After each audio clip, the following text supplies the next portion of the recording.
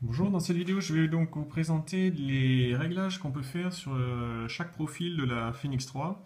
Bon alors, techniquement, ici j'ai en fait le modèle Phoenix 3 HR avec le capteur cardio optique, mais pour ce qui est du soft, c'est exactement la même chose. Donc pour accéder au menu du profil, on fait une pression longue sur le bouton central pour accéder aux paramètres. Voilà, ensuite on valide paramètres, applications. Là, on a tous les profils sportifs. Alors disons qu'on va modifier le profil trail. On accède donc sur la première ligne aux écrans de données. Donc on peut changer la disposition par une pression en haut à droite. 3 données, 2 données. Dans l'autre sens, on peut monter à 4.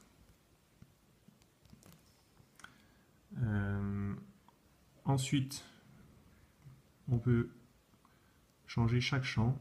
Donc ici, on affiche le chrono en haut. Alors vous avez différentes options encore là. Donc chrono, ensuite le champ 2, le champ 3, etc. On fait pareil pour l'écran 2, l'écran 3. Si jamais vous voulez un écran 4, là vous voyez il est sur désactivé. Pour l'activer, il suffit de faire une nouvelle pression là, on l'active. Ensuite il y a la disposition, les champs. Bon, dans mon cas, je le désactive.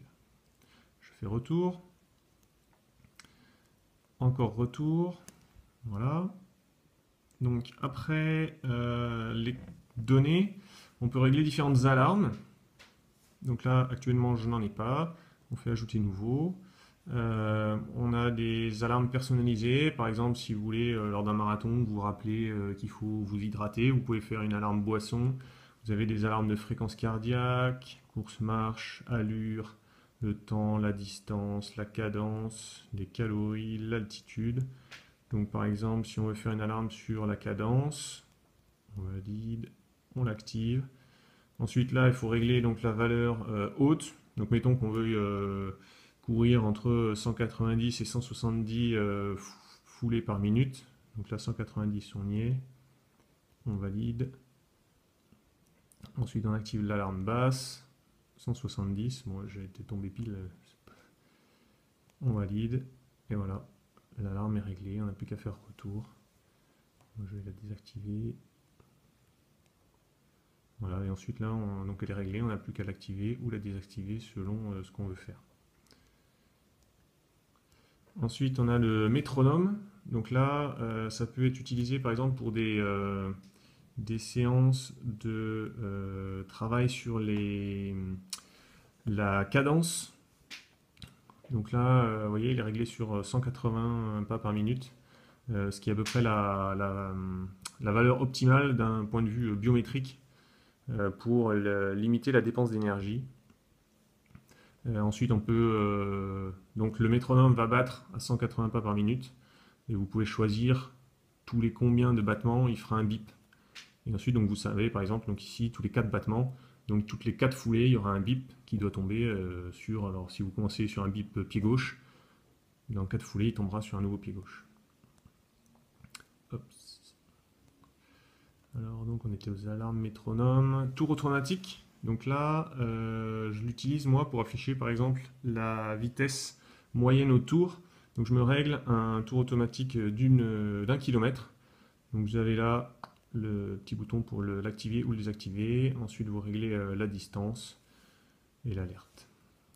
La pause automatique, donc là c'est il y a un réglage si vous voulez que la montre arrête l'enregistrement si vous vous arrêtez.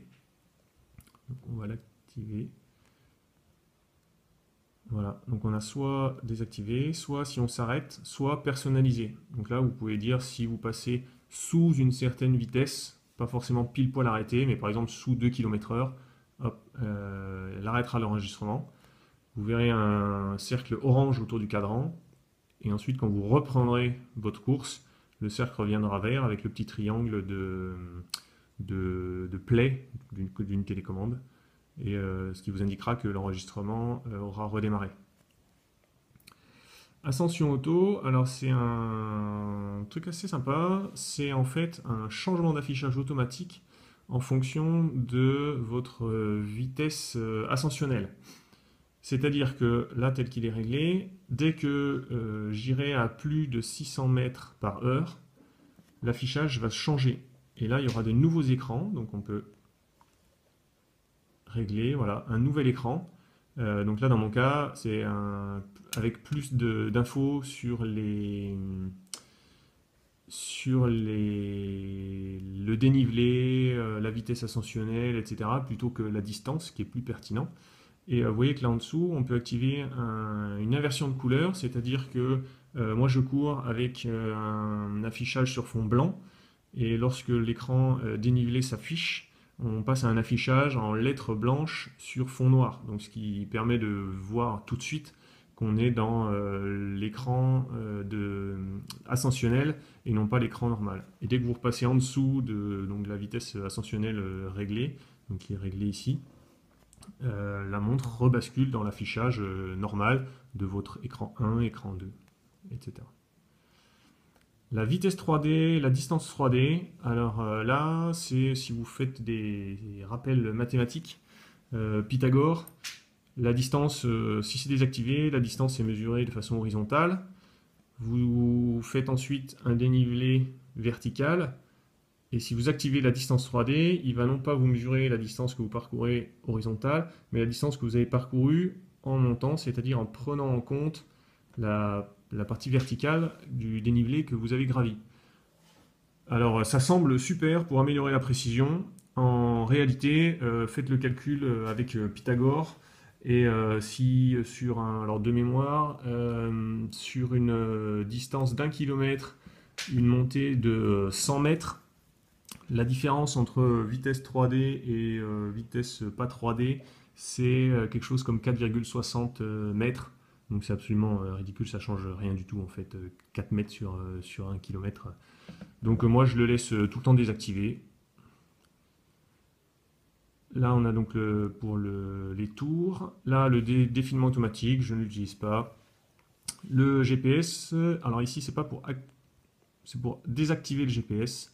Activer le GPS ou passer en mode Ultra Track. Le mode Ultra Track, c'est le mode avec un enregistrement de 1 point toutes les 60 minutes, ce qui augmente l'autonomie de 20 heures à 50 heures pour la Phoenix 3 et de 16 heures à 40 heures pour la version HR. Temporisation, donc là on peut augmenter, juste changer entre standard et prolongé. Couleur d'arrière-plan, c'est si vous voulez un affichage sur fond blanc ou un affichage sur fond noir.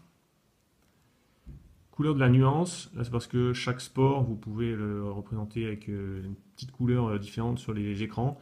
Vous pouvez par exemple mettre tous les profils course à pied en rouge, tous les profils vélo en jaune ou en bleu. Alors l'étage, je ne sais pas trop ce que ça fait, affiché ou pas. Monter descendre, c'est pour monter la ligne trail parmi toute la liste des sports, si vous voulez qu'elle soit tout en haut de la liste, pour la trouver facilement. Et ensuite, supprimer, renommer.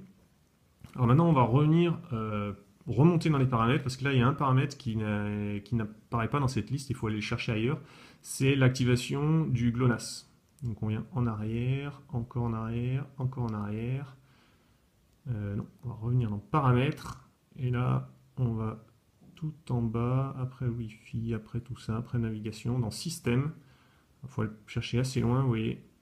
Là, on descend les langues, les heures, le rétroéclairage. Et alors, je ne sais pas pourquoi, au milieu de tout ça, on a le GLONASS. Donc, une pression, on l'active. Une pression, on le désactive. Et ensuite, 3 fois retour en arrière. Et vous revenez sur la page d'accueil.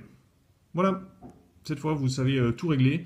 Il vous faut juste prendre un petit peu de temps pour faire tout ce qu'on vient de faire là en un petit peu moins de 10 minutes sur chacun des profils sportifs que vous utilisez.